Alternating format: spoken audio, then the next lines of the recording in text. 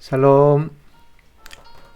2월 8일 월요일 아침 만만남의 임마누엘 일기입니다.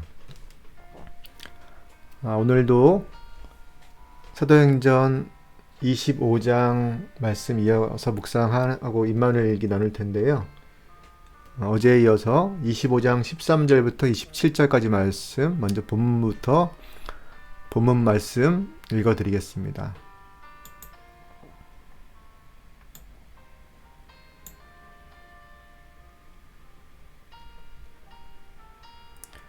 며칠 후에 아그리빠 왕과 버니게가 새로 부임한 베스도를 예방하려고 가이사랴에 왔다.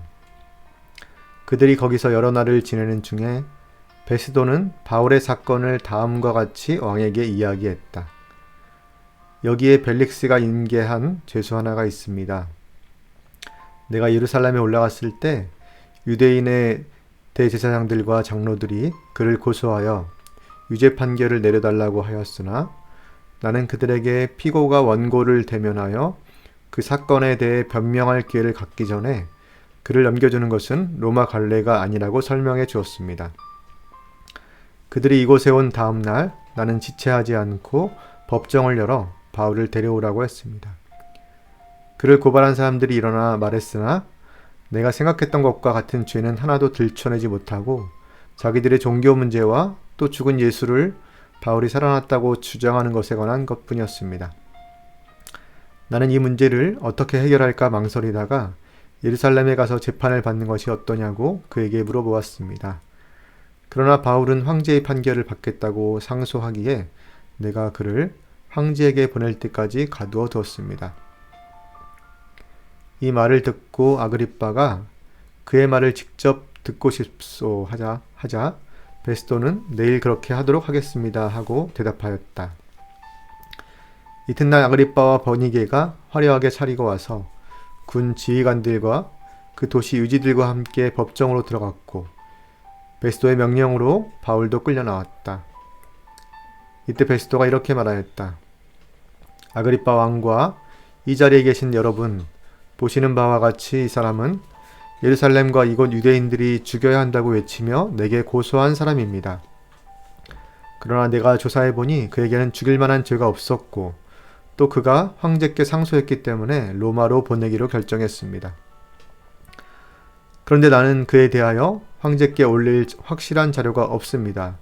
그래서 오늘 조사하여 보고할 자료를 얻으려고 여러분 앞과 특히 아그리빠 왕 앞에 이 사람을 불러냈습니다.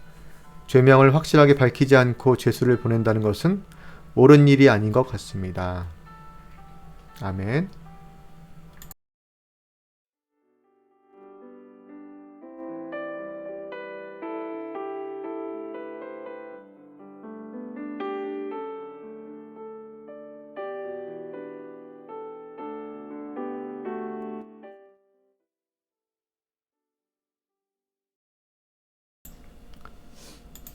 네, 제가 묵상한 내용 나누도록 하겠습니다.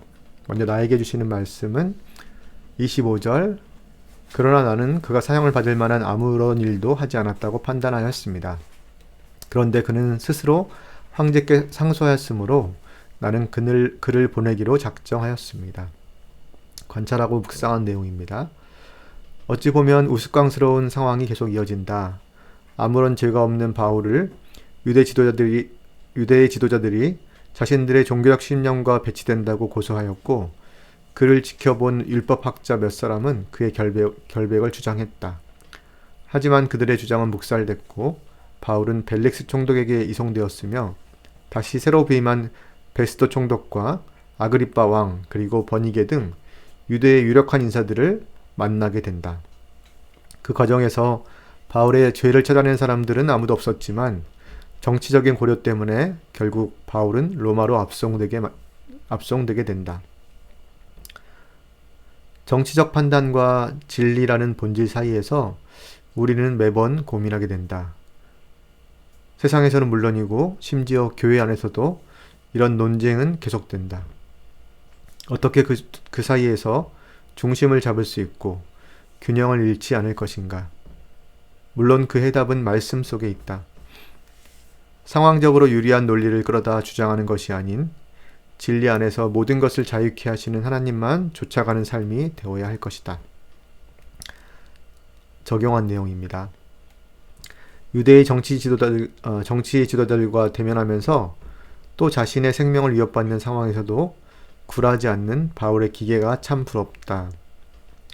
그의 기질 때문일 수도 있겠지만 무엇보다 복음 전도자로 부름받은 소명이 확실하기에 가능했다고 생각한다. 나는 오늘 본문을 묵상하면서 한 점 부끄러움이 없었는가? 내 육신의 편리함 때문에 때론 나에게 불이익이 있을까 두려워서 진리에서 한 발 물러서는 나의 모습이 있었는지 되돌아보게 된다.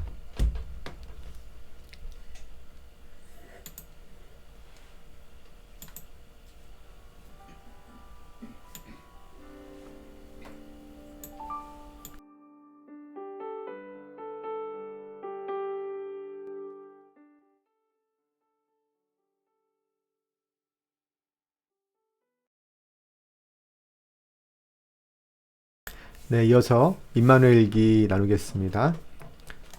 감정 체크, 불안함, 초조함, 그래도 감사함과 기대감, 생각, 더 만족스러운 대인관계를 위한 집단 프로그램, 그리고 나의 부르심, 감사의 기도. 아빠 감사해요. 어제 성구형제네 교회에서 예배를 드리면서 정말 많은 감동이 있었어요.